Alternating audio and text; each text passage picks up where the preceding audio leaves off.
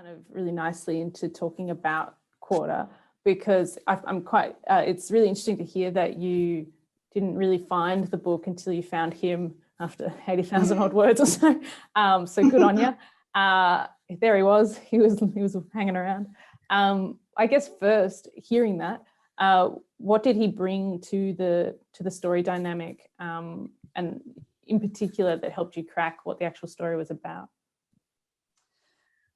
So it's interesting because I originally wrote the novel as my PhD creative piece. It's changed a lot since then. The core of the story is still there, but I had a really strong interest in neuroscience. So one of the reasons, you know, with the eyes and all that sort of stuff was because I was exploring post-humanism and neuroscience and what would actually happen if you could have an organic post-human change, because a lot of post-humanism, and I don't want to get too much into theory, but a lot of post-humanism is really about technological changes, so extensions that involve some form of technology, whereas I wanted to explore something that was organic, so something that was more of the earth or of nature of another animal and how that would work in a character. And so his whole background was really about that sort of neuroscience-y sort of thing.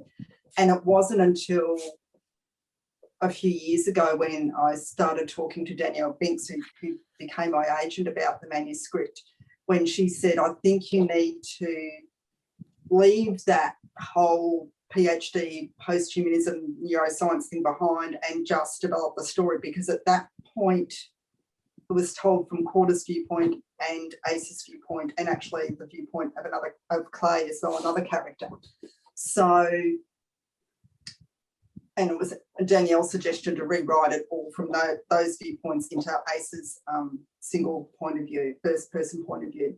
So Quarter's part in the story really changed to some degree because we were no longer seeing things through his eyes. So in the very early, like the original manuscript, a lot was seen through his eyes. So his transformation in terms of how having those implanted eyes affected him, it was more all about that. But when it became more about Ace's story, he became more of a foil in terms of he's someone who embodies violence and embodies strength and embodies power and is reaching for something beyond himself.